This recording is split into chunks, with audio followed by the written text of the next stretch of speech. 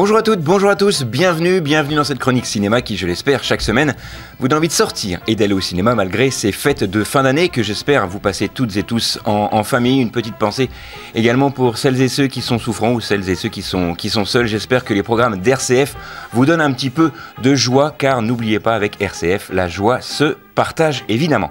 Alors, première sélection pour cette semaine avec un film français. Alors j'avoue que j'ai eu un petit peu de mal en allant voir ce film. Je me suis dit, mais sur quoi vais-je tomber? Eh bien, en sortant de la salle, sur un excellent film. Il s'appelle Cœur de rocker. C'est avec notamment Mathilde Seigné, Bernard Lecoq et Andrea Ferréol dans ce film. Alors, Cœur de rocker, de quoi ça parle? C'est un film français qui va nous parler donc justement d'Alex, une chanteuse un petit peu dont la carrière a du mal à décoller. Et donc c'est incarné par Mathilde Seigné et elle va avoir l'occasion de diriger une chorale dans une maison de retraite. Mais forcément, eh bien les pensionnaires de la maison de retraite, ce n'est pas forcément ce à ce quoi elle s'attend, puisque ils en ont un petit peu marre de chanter des chansons qu'on chante dans les chorales. Eux, ces petits vieux de la maison de retraite, ce qu'ils veulent, c'est chanter du rock, et elle va justement leur apprendre à chanter du rock. Le film s'appelle Cœur de rocker. C'est vraiment un excellent film qui me rappelle également un petit peu le film qui était sorti en courant d'année, au début d'année 2022, qui s'appelait Maison de retraite, avec notamment Kev Adams et Daniel Prévost. Un excellent film que je vous avais d'ailleurs conseillé. C'est encore une fois le cas ici avec Cœur de rocker, avec notamment Mathilde Seigné, Bernard Lecoq et Andrea Ferréol dans les rôles principaux. Autre sortie et autre film français, alors là avec un excellent film que je vous conseille encore une fois. Le film s'intitule La Passagère, avec notamment Cécile de France et Félix Lefebvre dans les rôles principaux. Ce film va nous emmener sur une île de la côte atlantique où Chiara vit depuis de nombreuses années un amour passionnel et fusionnel avec Antoine, qui a grandi lui-même sur cette île.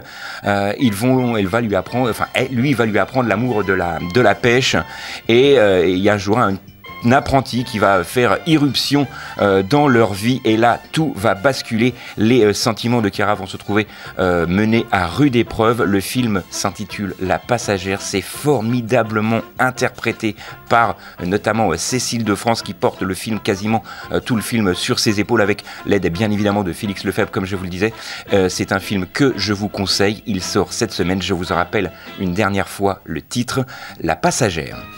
Autre film tout aussi poignant, mais là on quitte notre territoire français avec un film américain qui s'appelle tout simplement Vivre, tiré de faits réels. Le film se passe en 1953 à Londres. Le pays a du mal un petit peu à se relever de la Seconde Guerre mondiale, et on va suivre les traces de William, un fonctionnaire chevronné qui est malheureusement, comme beaucoup de fonctionnaires, impuissants dans le système administratif de la ville qu'il voit comme ça se reconstruire. Il mène une vie plutôt morose, sans intérêt, et tout va changer pour lui lorsqu'on va lui diagnostiquer une maladie grave. C'est vraiment un film poignant, formidablement réalisé, avec des décors somptueux que l'on peut voir dans Londres des années 50. Rien que la première scène qui se déroule dans une gare est formidablement bien réalisée, puisqu'il a fallu mettre en scène d'anciens wagons de chemin de fer qui ont été poussés par des assistants, parce qu'ils sont plus fonctionnels bien évidemment. Les décors, les costumes, tout est vraiment formidablement bien choisi dans ce film qui s'appelle Vivre, et il sort évidemment cette semaine.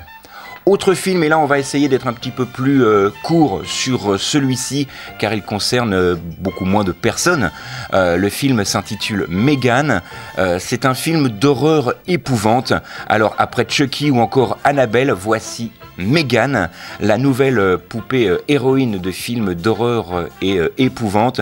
Megan est réalisée par un néo-zélandais, Gerard Johnstone, sur une idée de James Wan. James Wan, vous le connaissez puisqu'il était déjà à l'origine de certains scénarios d'X-Files il y a quelques années, et il était bien sûr derrière Annabelle, La Maison du Mal, mais aussi Saw, Conjuring ou encore Insidious. Tous les fans de ce genre de film le reconnaîtront. Il revient ici donc avec Megan. Tout simplement l'histoire d'une poupée qui a été entre guillemets construite par une personne une roboticienne, hein, une personne qui fabrique des robots dans une entreprise de jouets. Et Megan est une poupée qui a l'intelligence de pouvoir écouter, d'apprendre et de converser comme une personne normale.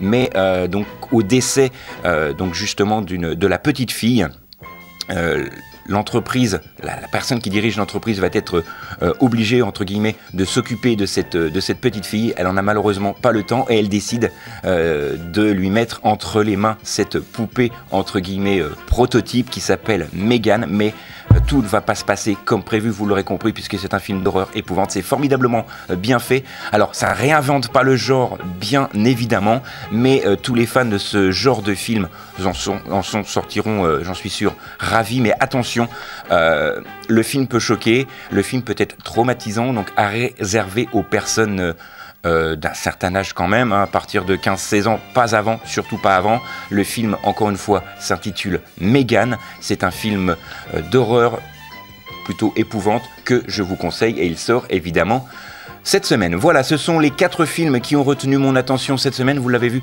des films totalement différents, des films français, des films américains, des films tirés d'histoires réelles, d'autres non, comme celui de Megan, bien évidemment.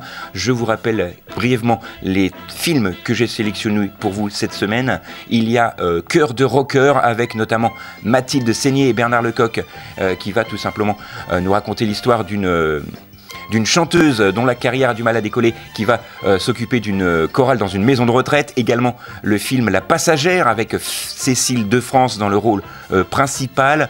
Vivre, un film qui se passe à Londres dans le début des années 50, juste après la guerre. Un film formidable que je vous conseille. Enfin, nous avons terminé avec un film d'horreur épouvante que tout le monde attend, bien évidemment, tous les fans du genre, et ça s'intitule Megan. Voilà, c'est tout pour cette semaine. Il me reste à vous souhaiter une excellente journée, d'excellentes fêtes de fin d'année. On se retrouve l'année prochaine, même endroit, même heure, et je remercie toutes les équipes d'RCF, toutes, enfin presque. Je remercie bien évidemment Jean-Pierre Benoît, le directeur de la radio, qui m'a encore une fois cette année accordé sa confiance. Je remercie également Thierry pour sa patience concernant le montage des émissions que vous pouvez écouter et réécouter en podcast sur l'application RCF que vous pouvez télécharger sur votre téléphone mobile, et bien sûr à Fabrice avec ses blagues. Voilà, nous on se retrouve, je vous l'ai dit, la semaine prochaine, même endroit, même heure, d'ici la sortie Allociné. Et n'oubliez pas, le cinéma est fait pour tous ceux dont la curiosité est le plus grand des défauts.